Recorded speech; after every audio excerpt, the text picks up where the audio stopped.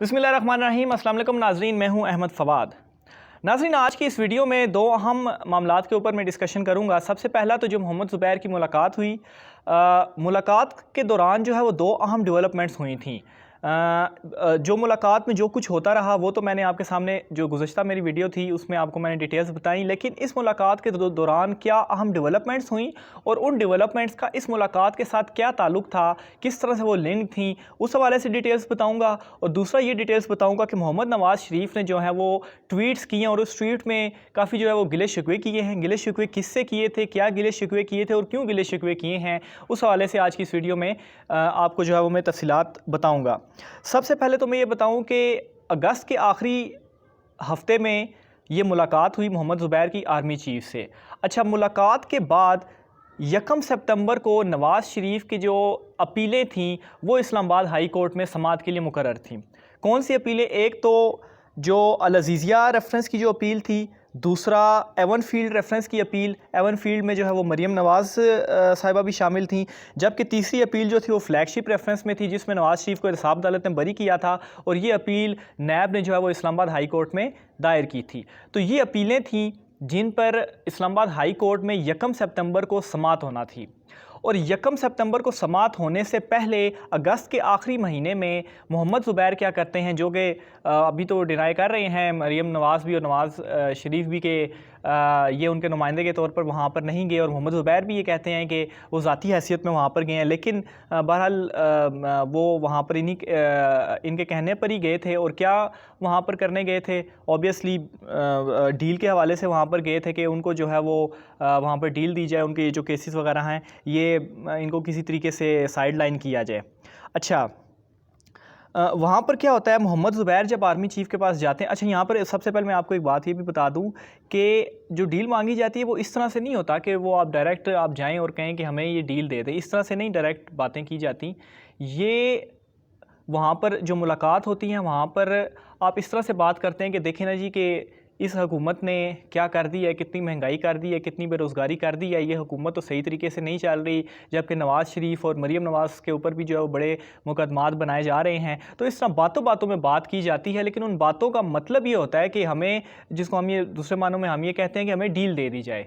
तो ये वहाँ पर जब भी डील मांगी जाती है तो इस तरीके से ये बातें होती हैं। डायरेक्ट जो है वो ये नहीं कहा जाता कि हमें डील दे दें। अच्छा, तो जो मोहम्मद ज़ुबैर की वहाँ पर मुलाकात हुई, उस मुलाकात में वो जिस तरह से बयान भी आया कि उन्होंने मरीम नवाज़ और नवाज़ शरीफ के हवाले से वहाँ पर बातें की और उस पर उन्हें बिल्कुल दो टोक ये जवाब मिला कि जो कानूनी मामलात हैं वो तो अदालत देखेगी, जबकि जो सियासी मामलात हैं वो पार्लियामेंट में डिस्कशन होंगे। फ़ौज का सियासत के साथ कोई ताल्लुक़ नहीं है। तो ये वाज़ेह तौर पर एक नो उन्हें वहाँ से मिल गया। अच्छा, इस मुलाकात के बाद क्या होता है, 1 सितंबर को ये अपीलें जो हैं ये समाअत के लिए मुकर्रर थी, इन पर समाअत होती है तो अदालत क्या करती है, अदालत नवाज़ शरीफ को तलब कर लेती है।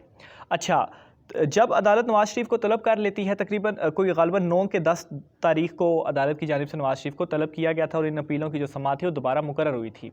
अच्छा, उन अपीलों की समाअत से कबल ही 7 सितंबर को दूसरी मुलाकात होती है मोहम्मद ज़ुबैर की आर्मी चीफ़ से, और इस मुलाकात में DGISI जनरल फैज़ हमीद जो हैं वो भी शामिल हैं।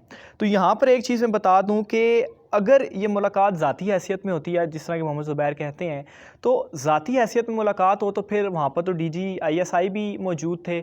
और दूसरा कि इतनी अहम डेवलपमेंट्स जब ये हो रही थी, जब ये मुकदमात चल रहे थे, तो तब ये मुलाकातें करना, जिससे हम ये कह सकते हैं कि ये मुलाकातें जो हैं वो ज़ाती हैसियत में नहीं बल्कि मरीम नवाज़ और नवाज़ शरीफ को ये इन चीज़ों का इल्म था और उन्होंने ही इन्हें अपने नुमाइंदे के तौर पर वहाँ पर भेजा था और उनसे जो है वो रिलीफ़ के लिए जो है वो कहा गया। लेकिन जब ये दूसरी मुलाकात थी, इस मुलाकात में भी साफ़ तौर पर जब उन्हें वाज़ेह इनकार मिला और ये तमाम डिटेल्स जब उन्होंने जाकर मरीम नवाज़ और नवाज़ शरीफ को बताई, तो उसके बाद क्या हुआ, उसके बाद ये हुआ कि इनके जो अवेलेबल ऑप्शंस थे वो भी बंद हो गए, जो रास्ता था वो भी बंद हो गया। तो मियाँ नवाज़ शरीफ ने APC में फिर क्या किया, वो तकरीर की, और वो जो तकरीर थी वो इसी चीज़ का गुस्सा था जिसमें उन्होंने इदारों को ख़ासी तनकीद का निशाना बनाया।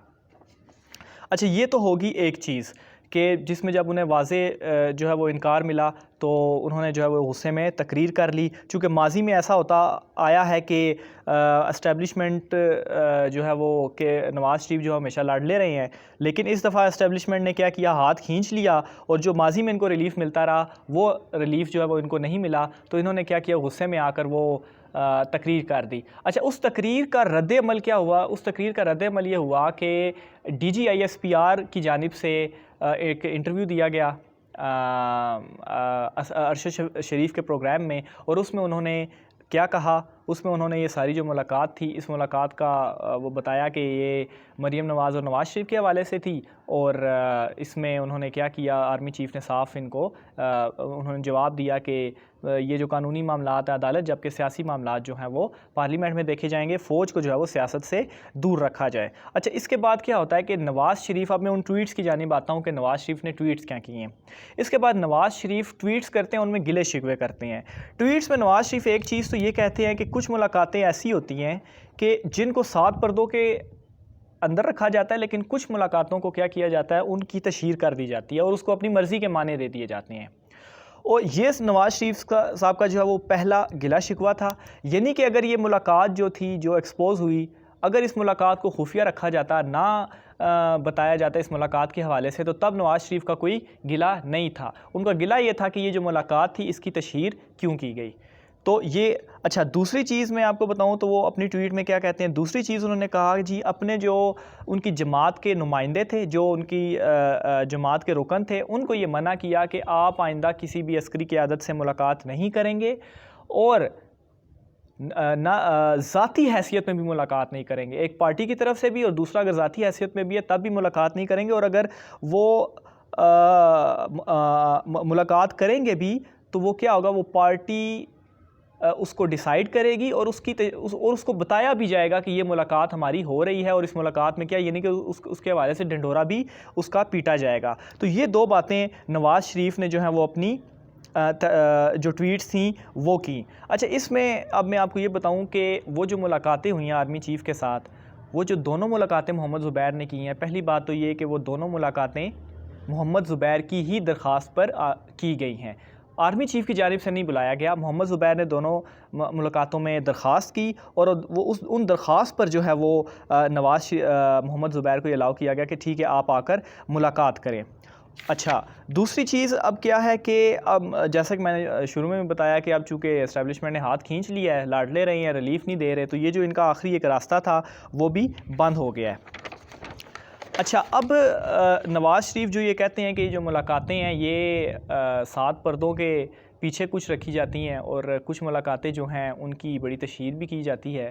तो नवाज़ शरीफ साहब, अभी तो ये एक मुलाकात है जिसकी तशहीर हुई है, और उसका जो एक रद्द-ए-अमल था, या इसकी जब आवाम को ये पता चला कि ये मुलाकातें हुई हैं तो इस पर क्या कुछ हुआ, ये तमाम चीज़ें तो आवाम के सामने हैं। ये तो एक मुलाकात थी जिसका आवाम को पता चला।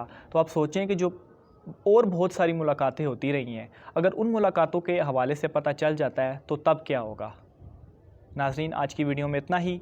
अपना ख्याल रखिएगा और हमारे चैनल का भी ख्याल रखिएगा। आइंदा वीडियो में दोबारा मुलाकात होगी। अल्लाह हाफ़िज़।